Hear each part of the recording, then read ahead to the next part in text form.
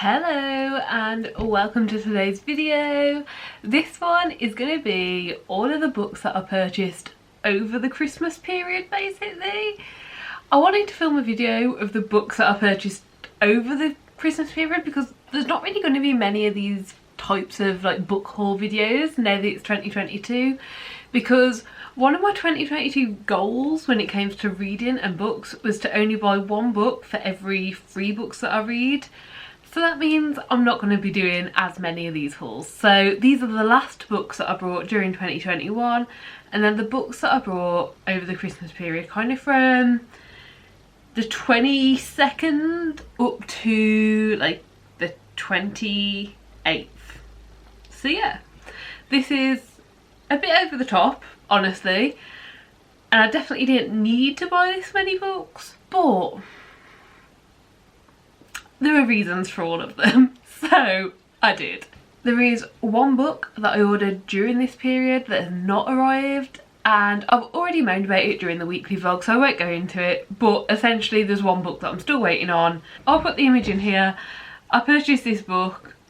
I don't want to look into it right now, because if it ends up not arriving, because I buy my books secondhand, there's no guarantee that I will get it straight away, so I don't want to be tempted to buy it full price when I try and buy books secondhand. So here is the book. But yeah, let's get into it. So first up, I got Snot Girl. Honestly, I saw the cover of this, I read a bit about the back, I want to read it, and I looked inside and the actual like artwork and stuff is so cool. Here is just like one page, and yeah, honestly it looks great. And I used to have hair like this, like my hair used to be green and long, and it makes me want to go back to it again, but I won't, I'll be sensible. But yeah, I thought it'd be a really cool quick graphic novel and super easy to read, and it's from the same creator as Scott Pilgrim, which I've never read the graphic novels of, but I'm pretty sure they made a film out of, and I saw that. But yeah, this is Snot Girl, and it simply says, Lottie Person is a glamorous fashion blogger living her best life. At least that's what she wants you to think. The truth is her allergies are out of control, her friends are terrible people, her boyfriend traded her up for someone younger, and she may or may not have killed somebody. It's the first volume of Snot Girl, and things will never be the same. Sounds great, I want to read it, so I got it.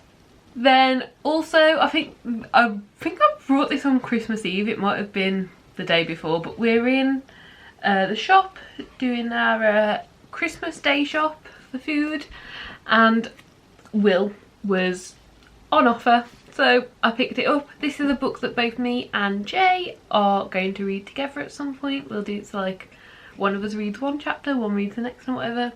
And yeah, it sounds really interesting. This is basically Will Smith's life story up until like where he is now. So I think it literally starts out when he was 11. On the first page it says 11. But yeah, it sounds really interesting, and it's kind of a mixture of his life story mixed in with like a bit of self-helpy type book, I think. So yeah, sounds really interesting, and it's been written with the help of Mark Manson, who is the author of The Subtle Art of Not Giving a Fuck, which Jay has read and enjoyed. So yeah, that's book 2. Then this is a bad buy. This I shouldn't have got, but oh well. I brought an entire fantasy series, knowing absolutely nothing about it. Here we go. So I didn't actually buy the entire series. I put books 1, 2, 3, 4, 7 and 8. It's a 9-book series. So I'll just show book 1, and as you will see, the reason I brought all of these is because I found them in a charity shop and they're all 75p each. But book 1 is The Sum of All Men. It is the Rune Lord series by David Farland. Honestly, I first spotted the first 3 books, which are all in these editions, and I thought they just looked really cool and amazing. I've read the synopsis on the back of book 1, which I will do now. I haven't read the synopsis for any of the others, in case anything gets ruined. But it sounds really cool and really interesting. So, it was a festive season, a season of joy. 4 days before Hostonfest, the young prince Gaborn Val Orden enters the city of Banisfair incognito. He is expected to marry the Crown Princess, but soon events overtake such plans. Raj Ashton, Wolf Lord of the Southern Lands, is invading the northern kingdoms of Rothenhaven to increase his power base. As a prelude to facing the barbarian hordes of Inkara, but to the Northerners there seems little difference between the two enemies.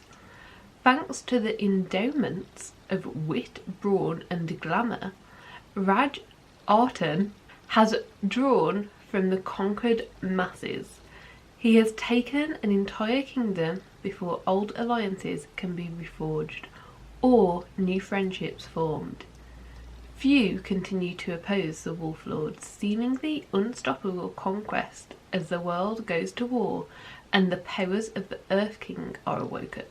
I just think that sounds so interesting and so much fun, and the fact that almost the entire series, it's missing 2 books of the 9, were in this charity shop. I just got drawn in, and the covers are just so pretty. I don't know how well you'll be able to see because I've got my light on. So yeah, really excited about all of these, but this was technically the next 6 books, but it's one series, so I've only spoken about the first one. Then I did a little bit of ordering on 8 books on Christmas Eve. As I said before, the one that's missing was also ordered during this. But yeah, the rest have all arrived, so let's go through them. We have No Fixed Address. This is a middle grade book about Felix and his mom, who are currently living in a van. It sounds really interesting, sounds really cool, and before buying it I read like a little excerpt of it that was on, you know when you can go on Amazon, you can be like, look inside the book. I did that and I was gripped, like I wanted to continue reading, but obviously like you can't because it just shows you a little bit. So yeah, I found it second hand online. I paid more than £1, but there is a £1 sticker on it, so feeling a bit conned, but it's okay. So yeah, that's this one, and I'm really looking forward to reading it. Then I decided it was time to finish off my Morganville Vampire books. So here I've got books 10 to 15, so 10, 11, 12, 13, 14, 15. This is a series I absolutely love. I've now reread all of the ones that I'd read when I was younger, and I think I'm on book 7 now, so you know, I'd got up to book 9, so I could have waited a bit longer, but I also knew that this rule was coming in 2022 where I could only buy 1 book for every 3, so I got them at the end of last year. It's all good.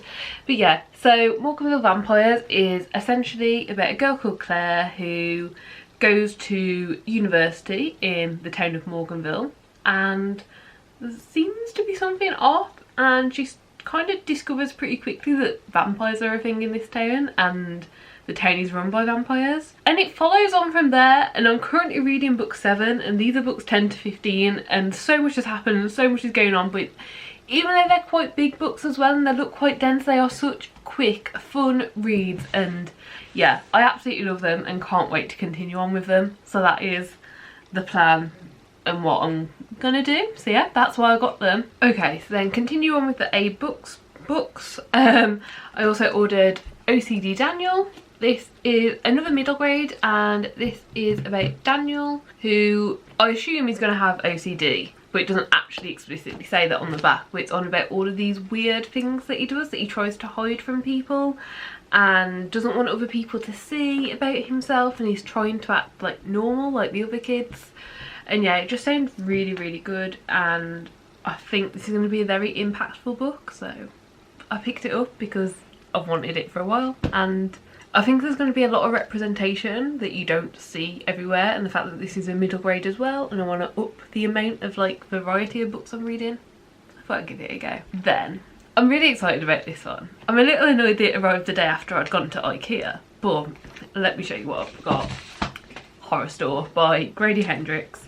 So yeah, I really like the look of this book. It's made to look like a IKEA catalogue, so you can see like on the inside it's catalogue like. And yeah, so this is basically this store is called Orsk. It's obviously not IKEA. So this is a store called Orsk Furniture Superstore, and it's essentially alluding to the fact that it's haunted. So it says every morning they come in to find broken bookshelves, shattered water goblets, smashed wardrobe. Sales are down, security cameras reveal nothing, and the store managers are panicking. To unravel the mystery, 3 employees volunteer to work a 9-hour dusk till dawn shift. In the dead of night, they'll patrol the empty showroom floor, investigate strange sights and sounds, and encounter horrors that defy the imagination. Sounds really cool. I thought it'd be really cool to read it in an IKEA store, so that's probably what I'm going to do at some point. It's not super long, so maybe it'd be doable. But yeah, it looks really cool and looks really interesting, and I really want to read it. And I really want to read it in IKEA. Like, I think it'd be cool to read what is essentially an IKEA haunted house story while shopping in IKEA. So that might be something I have to do at some point. And then last but not least from that order is 1000 Paper Cranes. This is one that I spotted quite a while ago on Amazon. I actually didn't realise how short it was until it arrived. I was like, wow. But yeah, this is 10 years after the atomic bomb was dropped on Hiroshima. Sadako Sasaki died as a result of the atomic bomb disease. Sadako's determination to fold 1000 paper cranes, symbolising her hope for peace and her courageous struggle with her illness, inspired by her classmates. After her death, they started a national campaign to build the Children's Peace Statue in memory of Sadako and the many other children who were victims of the bombing of Hiroshima. On top of the statue is a girl holding a large crane in her outstretched arms. She is Sadako Sasaki. To this day, in Hiroshima Peace Memorial Park, the statue of Sadako is beautifully decorated with thousands of paper cranes brought and sent by people around the world. I apologise if I said any of the names or places wrong. I will obviously look that up properly when I'm reading it, but this just sounds so interesting and impactful and on a whole subject matter that I really know very little about. Then those should have been my last books of the year, okay? Like, everything you've seen now should have been the last books. And then on Boxing Day, very rudely, Waterstones announced that they're doing 50% off hardbacks between the 26th and the 28th. So on the 28th, I caved and I went to Waterstones. Now, I'm not a hardback person. If a book is part of a series, I'm not buying it in hardback because I can't commit to always being able to buy books in hardback. They're also more difficult to find secondhand and more difficult to read. Personally, if I'm reading something, I much prefer Hello Little Boy. If I'm reading something, I much prefer to read it. If I'm reading something, I much prefer to read it in... Right, I prefer to read in paperback format, essentially. But there are cases where hardbacks are really nice, and yeah. So yeah, I went to Waterstones. That's the point we're trying to get to. The main book I was looking for, well, the main 2 books that I was realistically looking for were already sold out. So I did end up picking up 3 books. The first one I ended up picking up was this really lovely, I've already read this, I gave it 5 stars.